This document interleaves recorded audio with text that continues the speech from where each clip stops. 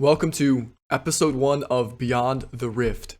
This is going to be a podcast style weekly update video where I report back what I've learned through my coachings throughout the week and through my solo queue throughout the week. So I do about 5 hours of coaching on average per day. It changes, some days I'm doing more, some days I'm doing less, but I'm doing, at least 4 VOD reviews a day. And then on top of that, I have these private sessions where we're doing live games and I coach all ranks and all roles. And there's a lot of patterns that I learn that I think it's good for not only me to articulate and kind of recognize, but I think it'll be helpful to kind of see what you guys think about the patterns I'm noticing. And same thing with solo queue. Not only do I coach and make content, but every single split I'm working on peaking higher, right? Season, 2 years ago, I was just peaking in high masters for the first time. Season 13 was the first time I hit Grandmaster. Split 2 in season 13, I was in Grandmaster for half of the split. Going into this split, I'm working on hitting Challenger and staying up there and continuing to improve as a Master Plus player while doing this other coaching and content creation and stuff.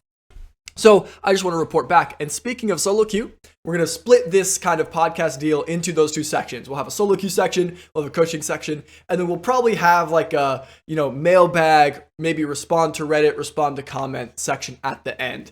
We won't for this episode because it's episode 1, but we'll do this for a few weeks. We'll see how it goes. We'll add other sections as necessary. I'm going to start with the solo queue section. I have been playing, this split, I decided, all right, let's get serious. Last split on my main account, which is just JS Method NA1, suppose I can pull that up here just for comparison. I was never below a 60% win rate on Victor. When I was Grandmaster, I wasn't below 60% win rate. When I dropped down to Masters, I wasn't below 60% win rate. That means, if you have a champion that you're much higher win rate than 50%, that means you're better on that champion than your average rank. Well, why was I not able to end Grandmaster? Why was I not able to keep pushing into Challenger? That's because I play all these other games. And I would often play on stream. I would make a lot of issues, I'd make a lot of mistakes because I'm responding to chat, or I feel low focused, or I'm playing top lane because I get off-rolled and I don't feel like dodging. And I just generally had a lot of issues on my main account where I couldn't do what I wanted to do because I felt an obligation playing on stream and kind of playing publicly. So going into season 14, I said, all right, you know what? Let's have an on-stream account and let's have an off-stream account. On the on-stream account, I'll play whatever. I'll play whatever chat wants me to play. I'll be open to playing off-roll. I'll play ADC off-roll. I won't have to play so disciplined. So that's what's going on this split. And you can see I started doing this just a couple weeks ago. I'm just kind of playing everything. We got some Malzahar games, Ahri, Vladimir, Trist. So I'm kind of just playing whatever chat wants to play. We're kind of hanging out and having a good time. And that's made the streams a lot more enjoyable. And it has made my individual solo queue time, my private solo queue league time, much better. So I started this off-stream account. It was Masters in split 1, last split. It decayed out, and then it didn't play at all split 2. So the MMR was solid. Now it is in full Grandmaster, low Challenger MMR. You got some Challenger players in these games. So already in just a span of 2 weeks, it is caught up to Grandmaster MMR, and I'm crushing on it. I get to fully lock in. I don't have to worry about chat. I don't have to worry about what people are going to say about what I'm playing. I don't have to worry about responding to anybody. I just get to play. It's been a lot more fulfilling for me. Also, if I queue up, a lot of times we talk about improving in League. We talk about, all right, play one champion. Or play a small champion pool, 2 to 3, play one if you can handle one tricking. Play one role, right? Like if you're a mid laner, you're going to have to get used to dodging games you get off-rolled and it doesn't look comfortable for you, right? These kinds of habits, be used to dodging. It's better to dodge and take the 30 minutes and minus LP loss, but keep the MMR than to just not dodge at all, right? That's another secret to this account. I've been dodging 2 to 3 times a day just because I queue up and I'm like, all right, look, I have some time for a game. If I get Victor and the game looks good, I'll play it out. If I get off-rolled, which I'm a mid laner, get off-rolled all the time, or if there's any reason to dodge because, maybe we have a troll, or maybe we lock 3 AP, I just can't play Victor in that game, or maybe I'm like counterpicked and the enemy team is all really good into my champion, I just dodge and I'll go play on the stream account, or I'll go do something else. I'll make a video, make a TikTok, whatever. Um, and really, when you can have an account that is your own disciplined space, what's possible is really crazy. I have been shocking myself how well I've been playing with Grandmaster and Challenger players who have been there for a long time. So I'm very happy to keep this up. But since I'm not streaming it and people aren't seeing what I'm doing firsthand, I'm going to start being a little bit more public on what I learn, right? That's kind of where the title of the podcast came from, Beyond the Rift. I'm not showing you guys what I'm doing in the games live on Twitch anymore. Instead, that's what the on-stream account is for. But I'm going to be taking away what I learned from my reviews, what I write down, and reporting it here. So, yeah, first thing I wanted to mention, having an on-stream account is huge. I love it. And dodging is really good for MMR. If you're a Master Plus player, you should be dodging a lot. This account surpassed the MMR of any account I've ever played on from just dodging 2 or 3 times a day, right? And if you're dodging games that you're not confident you're able to carry, your win rate's going to be a lot higher too. So it's been a very, very positive thing. If you're low elo, if you're below Diamond 2, below Masters, I wouldn't worry about it too much. MMR does matter, and you can mess it up, so it's better to dodge games than to play one that is lost. But you can just win them, and it's fine. Okay, so for some of the actual gameplay things I've been noticing on my climb up to this Grandmaster MMR is when I am comfortable in a game and I'm comfortable to carry, if I'm even in an even game state, if I'm even in gold with you in the first 10 minutes of the game, if I'm even through lane phase, we both have 2 kills, we both have 100 CS, whatever, I am winning. And this has been a really big mindset shift for me. I used to think, I think everybody has a misconception of what smurfing feels like. Everybody thinks, if you're a smurf, man, you're just going to force your will on the enemy player, right? You're going to do just whatever you want. Everybody has this idea of a smurf just kind of taking over the game and absolutely 1v9ing. But in reality, it's not what a smurf is. A smurf doesn't force a win. They force you to lose. And that perspective shift to me kind of means, all right, if I'm even with you, and I have a slight positional advantage, I know that if I'm the better player and it's a game state I can carry, you're going to make a mistake. I know that your teammates are going to make a mistake. All I have to do is farm well, apply pressure, and wait. Right? I talk about this in my coaching a lot. I call this idea holding the tension. It's very similar to like a chess game where if you watch new chess players play, they just kind of trade their pieces the second that they're looking at each other.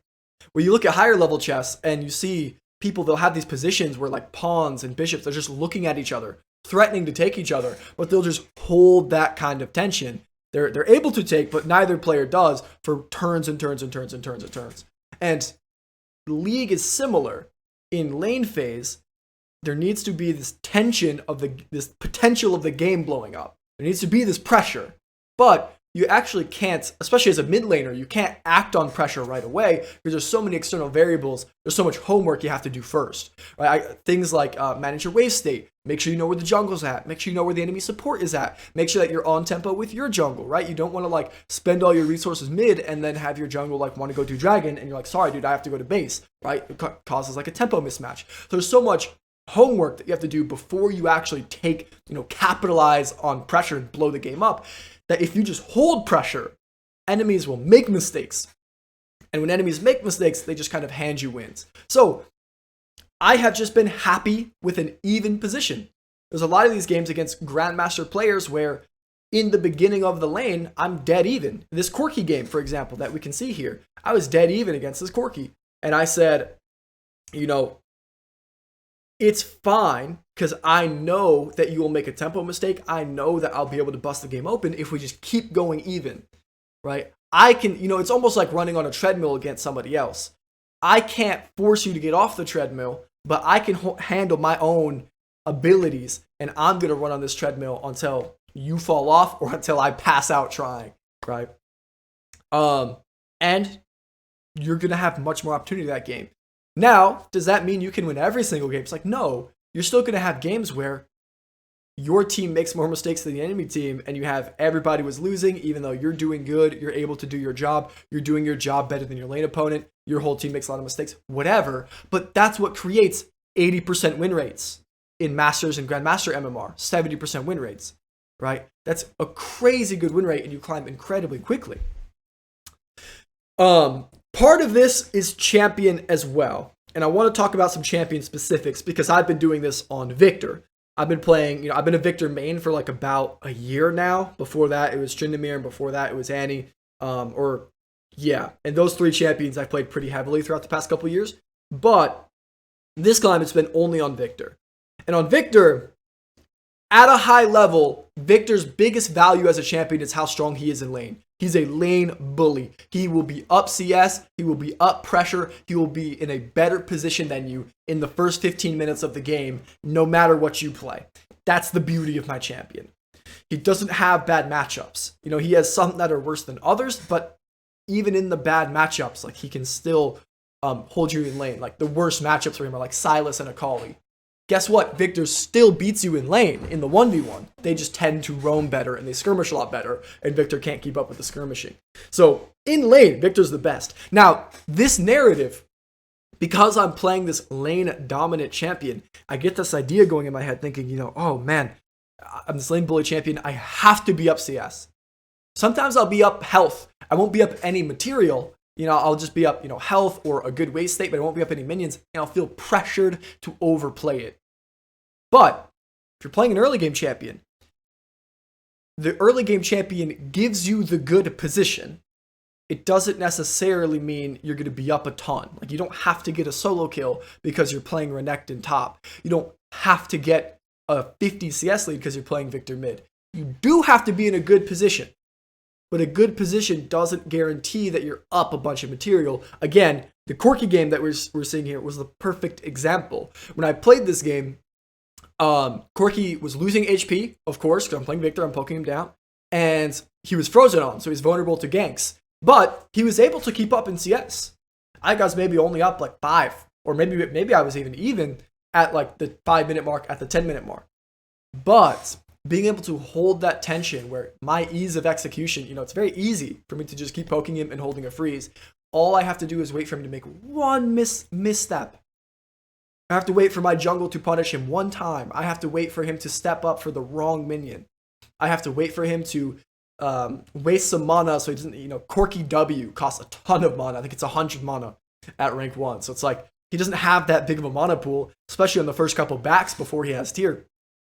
I just have to wait for him to waste 1 W, and then I can kill him, or I can force a 20 CS lead. But that's in his hands.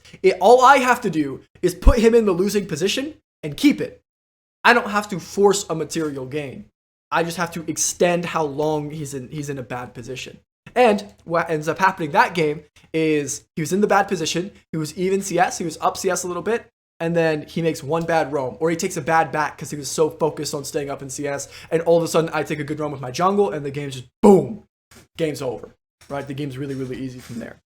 So part of it is champion. Your champion is going to change how you view the game, but the more that you play a champion, the more you have to work to not fall into the traps of your champion. Early game champions oftentimes fall into this trap of, I have to force a lead, or I'm just going to lose. Like, I have to have the game won at 20 minutes or we lose.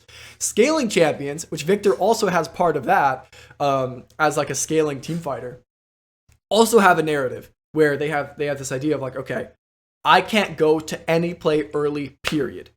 And it's like, that's just wrong. It might be generally correct on your champion Vladimir, but if you watch, Elite 500, there are going to be plays that he's going to take.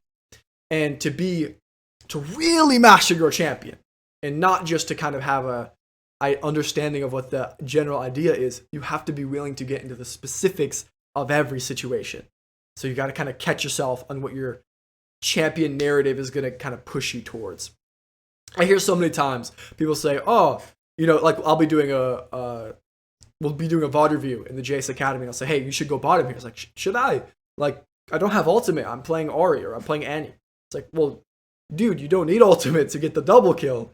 like look at it and they will agree. Like, yeah, I guess I could get the double kill given the situation, but I thought my champion doesn't do that. Like, well, yes, generally, you're probably correct, but you have to be able to look at positions specifically in the moment for what they are to really master your champion. So, even is winning. The other thing I've been noticing, when I'm by myself, on stream, when bad things happen to me, I'm able to talk about the bad things to Twitch chat, and it's kind of like an outlet. My bot lane dies, and I'm like, oh, ha, ha, guys, bot lane's dying again, ha, ha, ha, they're always hinting. And in a way, it's almost therapeutic. When I'm completely by myself, I have no one to talk to, I have no outlet. And typing is horrible. If you use chat as your outlet, like that's only a negative thing that can hurt you and your teammates. So typing is bad, and I don't have an outlet out loud to Twitch chat.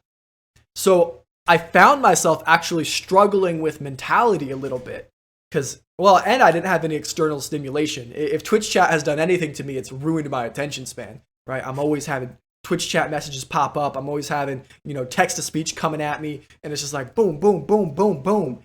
So when I'm by myself, it's nothing but me in the game and the league announcer. An ally has been slain. Enemy double kill. You know what I mean? Like, that's all I'm hearing throughout the games. And I've had to do some rework on my mental. Every time I've heard the announcer say something negative, I caught myself going, oh man, they're inting again. And what I've had to change my brain to do every time now, and I started doing this a couple games ago, whenever the announcer says something negative, and she says my bot lane gets killed, or somebody gets a double kill, triple kill, whatever, what I do in my brain is I say, okay, I'm going to hit tab, and I'm going to check throughout my scoreboard, and I'm going to find something positive on my team. Maybe, my bot lane maybe got double killed, but my top laner's even in CS, right? And hey, my top laner being even in CS, like, that's great, right? Everybody always wants to complain about the inters, but nobody wants to kind of be grateful for our solid top laner, who's just even in CS, making the game solid, you know what I mean? Or maybe my jungle's up a camp or two, right? Or maybe my top lane's stomping, whatever it is. Or maybe I'm even in CS. The vast majority of games, when you have one set of inters or two set of inters, you're able to find a spot where you can where you don't have inters that you can really focus on. So this actually helps with your decision making too. You do this, it takes your focus off of the negative, puts it on the positive, good for your mentality, keeps your gameplay high, but it also gets you to remember, you don't gank lost lanes.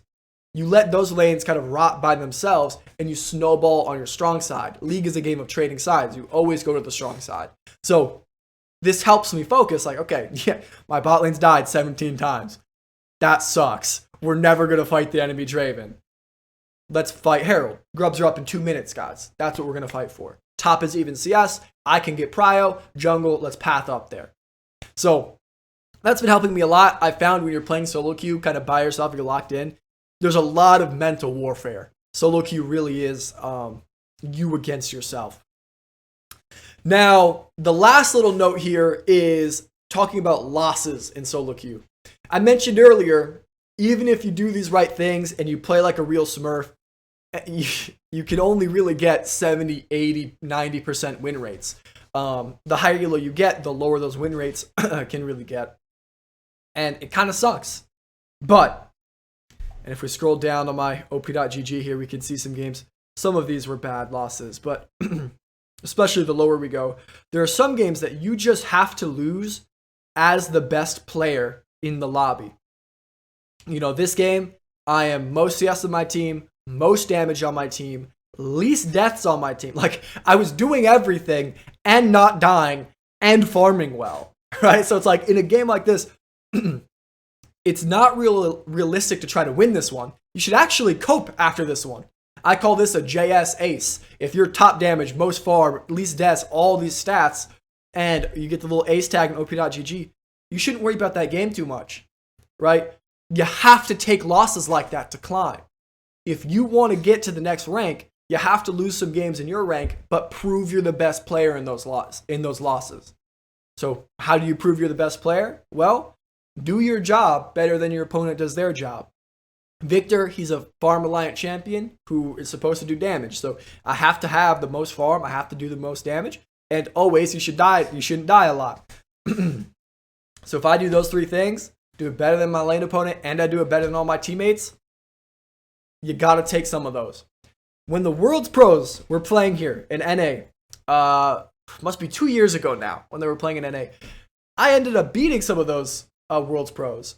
I remember some of the LPL junglers. I can't remember who the LPL jungle was. If I looked it up, I could remember. But I beat one of the Chinese LPL junglers. And I was like, wow, I didn't even realize. And at the time, I was a master. I had not hit Grandmaster at the time. Like, I was bad 2 years ago. And I was like, wow, I can't imagine that he would lose to someone like me. But I look at his account, and he's 90% win rate.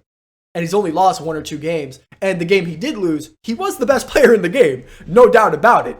But he just happened to have, bad teammates, and you lose 1 in 10 that way, right? The important thing is you do your job, make sure that you look pretty, and that you're never losing, right? Make sure that you're always at least even or winning. And then you got to lose some games as the prettiest player if you want to climb. And that is what it is. All right, so that wraps up our solo queue session. Those are kind of my notes from the week on this account. Next week, hopefully we'll have some more notes, and hopefully we'll have the same amount.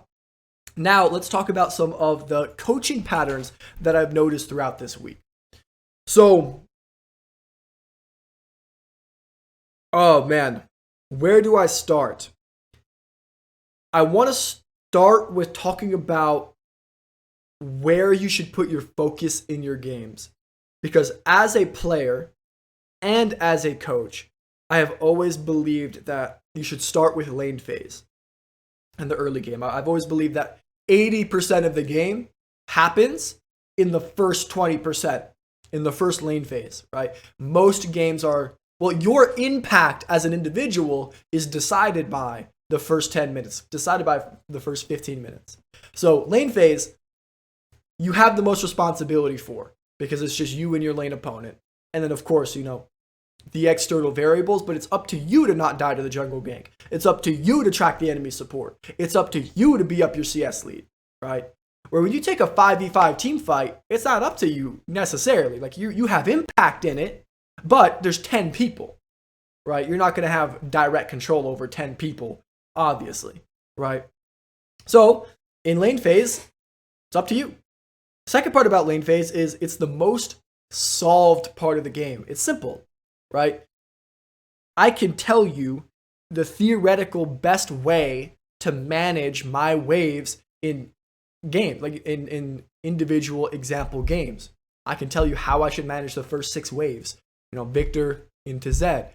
With these jungles and these supports, I should crash this wave, and then I should play with it in the middle, and then I have to respect his level 3 and his level 6, but I know his power spikes. I know my power spikes. That's enough to create a game plan. So lane phase is the most solved part of the game that you can just memorize. You can memorize how to open the game. Lane phase also decides how impactful you are, right? Because it's up to you, and your gold lead or your gold deficit is going to end up deciding what options you have in the mid game, right? Gold wins games. Gold gives you opportunity. So just get really, really good at lane phase and be up all the gold. That's the easiest spot and the spot you have the most control over to consistently replicate gold leads. So focus on the early game. The early game also teaches you the fundamentals about fighting, right? So if you're playing, or it teaches you the fundamentals of the mid game. Back timers. In lane phase, they're simple. You back on a cannon.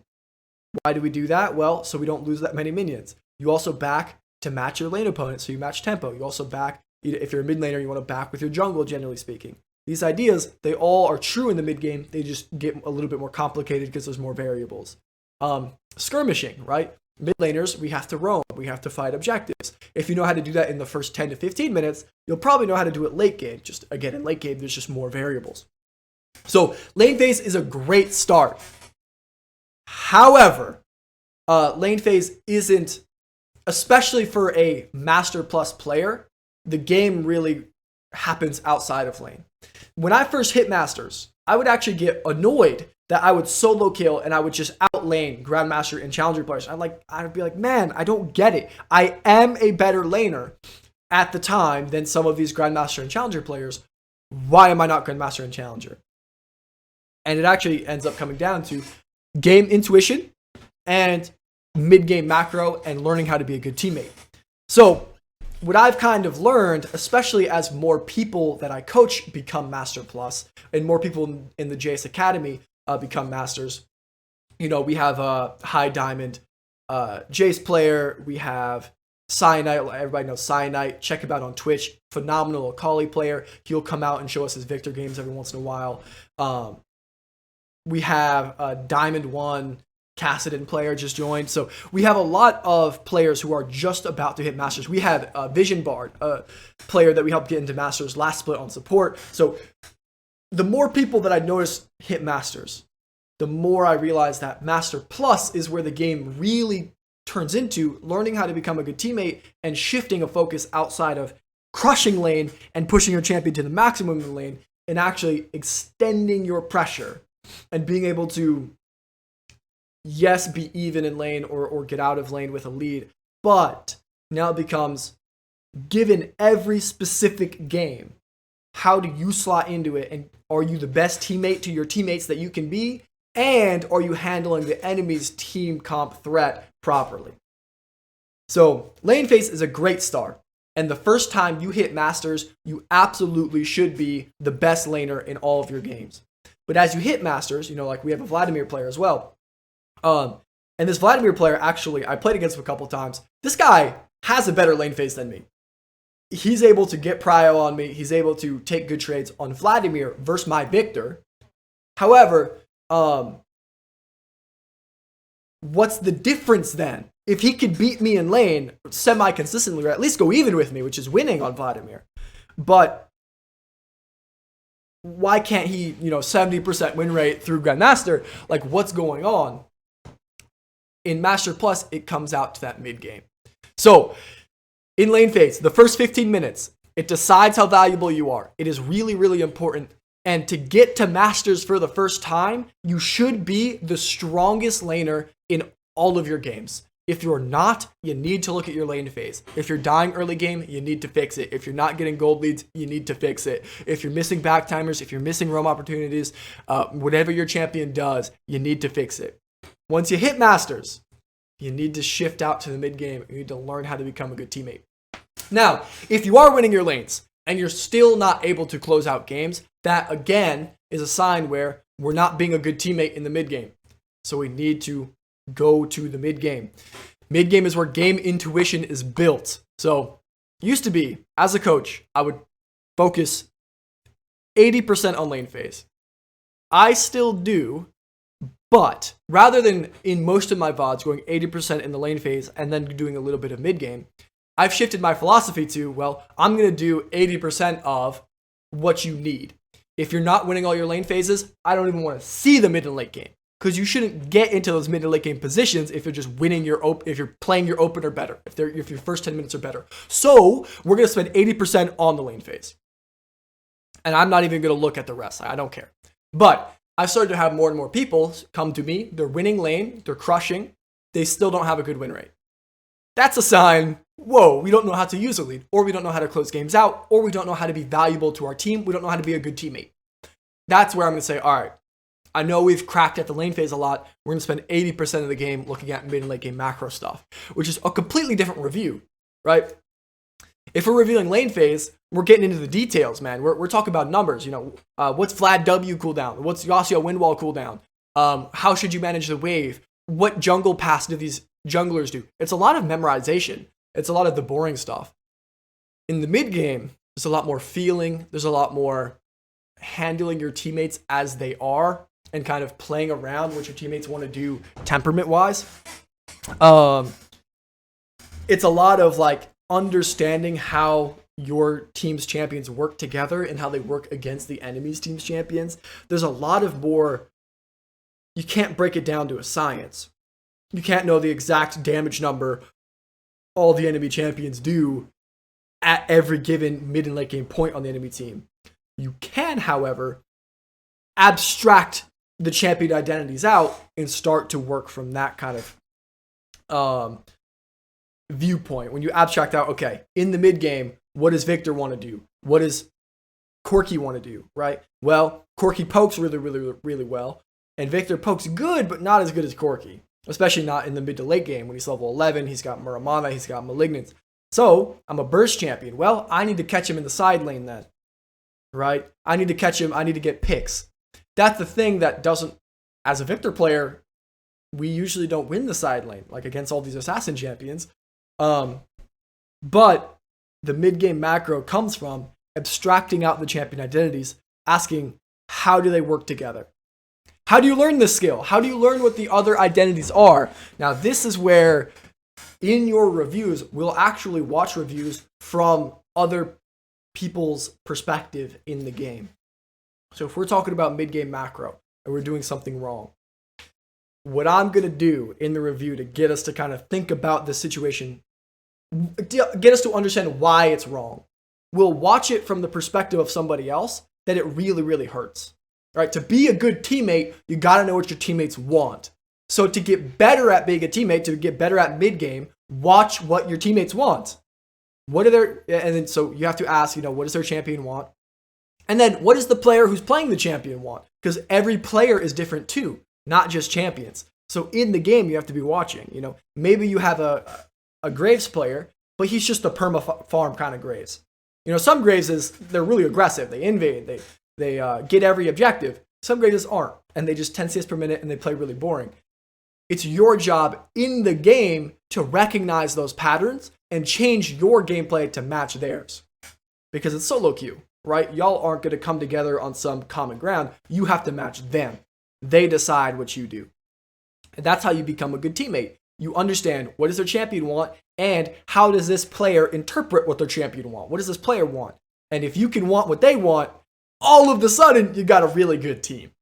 So mid-game macro, super important after you handle lane phase. And if your Master Plus starts to become more of the game. Because in Master Plus, most everybody knows how to lane most games. Of course, there are exceptions. Of course, people first time and chaos happens at solo queue. But generally speaking, we're all handling lane relatively okay. So the game comes down to mid game. How do you learn mid game and late game macro and this kind of more game intuition stuff? You watch the reviews from your teammates' perspective, and you kind of watch them throughout the game to get a read on what are they feeling. Watching from the opponent's perspective is also helpful. I call this oppositional empathy. I use this a lot in lane phase too. I'm like, okay, well, if you don't know when they want to back and when they want to trade, open the replay, watch it from their perspective. Watch their cooldowns come up and light up in your face. Watch when they feel vulnerable. Watch how they click. Okay. So, the last little coaching note I want to talk about for the day is, again, it's another thing I noticed in my higher elo reviews, our Diamond Plus reviews this week, is crashing a wave for no reason is pretty much bad always. Now, what does a wave crash get you? If you crash a wave, you get a timer, right? You get a timer before the next wave gets there where you're not going to lose any income. You can go use that to roam. You can go use that to back. It also gets you priority, so it gives you access to move throughout the map. It also gives you opportunity to hit a tower. Those are kind of the three things. What does crashing a wave kind of deny you? Well, it denies lane interaction. If you crash a wave and you walk in the minions to the enemy tower, you kind of get to say, here, have the minions. I can't stop you from getting these anymore. Where if the lane's in the middle, I can fight you for every minion you step up for. I can zone you off the minions if the wave's on my side. But you deny lane interaction. You also open yourself up to ganks. So if you're crashing waves when you want to play lane and you're not going to use the timer, it is pretty much just extra risky, and you take away your ability to actually create leads for no reason. You just opt out of interaction, right? There's a certain champion that does like to perma shove and opt out of interaction. And that's our hyperscalers. Like you see Corkis do this a lot. Corkis at level 6 who have the wave clear with QR, but they don't quite have the item power to interact. Sometimes they'll just nuke the wave and they'll just wait. And they don't use their timer because they're not roaming or backing, but they're just waiting and they don't want to play the lane. However, if you're playing, any other champion that has potential to play lane phase, if you're not using the timer to roam or to back, you should play the lane. Kind of just period. Right?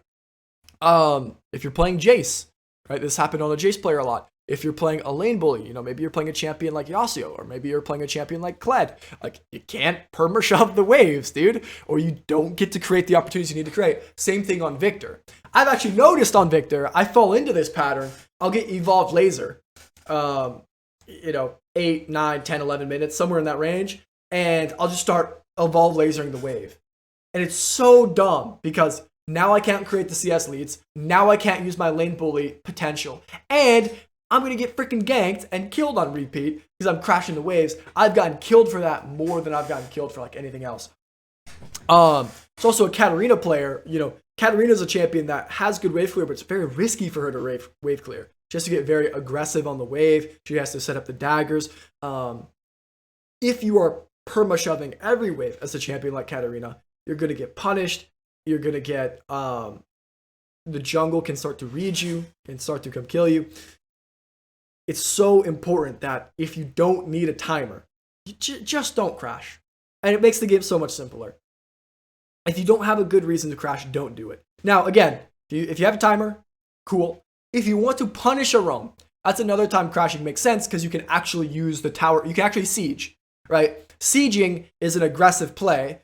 It's not something you should do in lane phase. It's not something you should do just because you can and opt out of the lane phase interaction.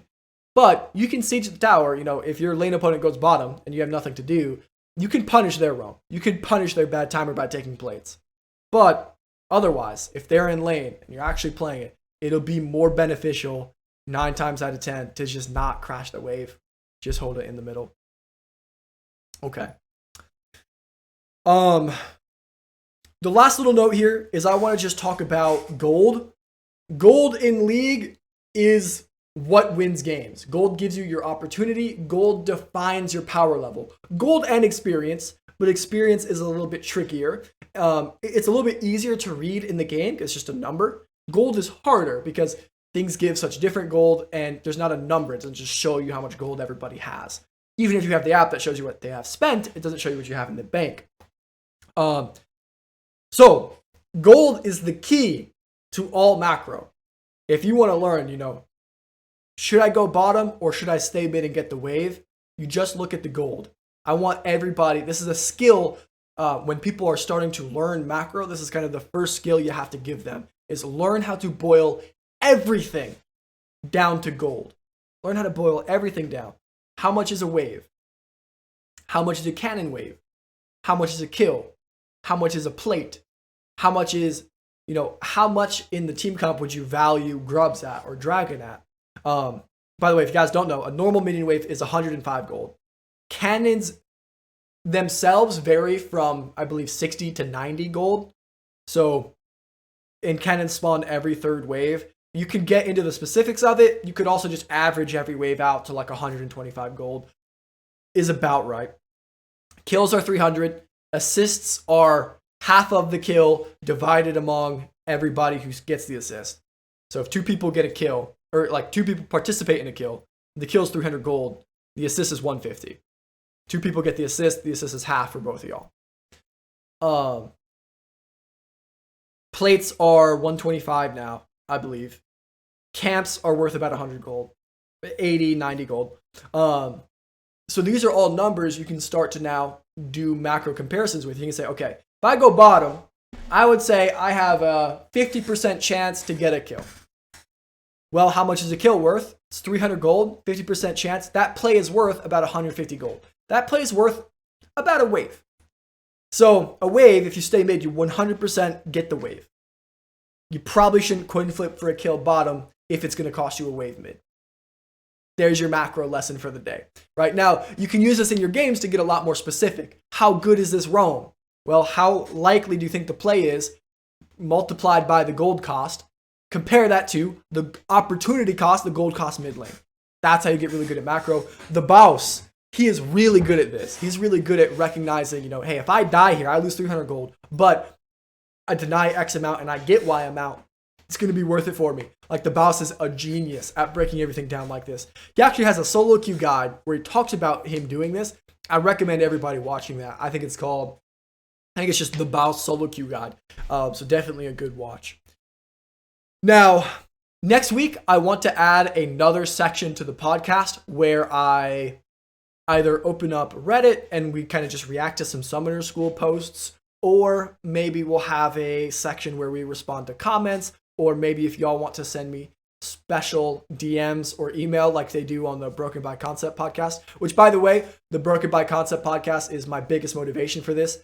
Coach Curtis and Nathan Mott, they're my favorite League of Legends content creators. They're my favorite league coaches as well, solo queue wise. So go check their podcast out. It's 100% the motivation. But yeah, if you guys have any other ideas for the podcast for Beyond the Rift episode 2, let me know. The plan is to upload them over every weekend, maybe on Mondays. Actually, Broken by Concept is on Mondays. Maybe we'll release mine on Fridays. We'll see. But if you have any ideas, let me know. I had a lot of fun recording this and writing it up. The gameplay, of course, was just footage from my Twitch channel. So if y'all would like to watch more of that kind of gameplay and come hang out with us, just twitch.tv/JSMethod. My offline account, I'll link below if you guys want to keep an eye on it. It means learning Chinese, because I'm doing, well, there's 2 reasons. The first reason is I'm doing Chinese Duolingo lessons. So I was like, this is the Chinese I know. The second reason is I just don't speak in chat. I don't speak in chat. I pretend I don't speak English, and I just don't type in chat, and it has helped my mental so much. But other than that, I really appreciate you guys listening. Let me know if you have any feedback, and I will see you guys next week. Peace.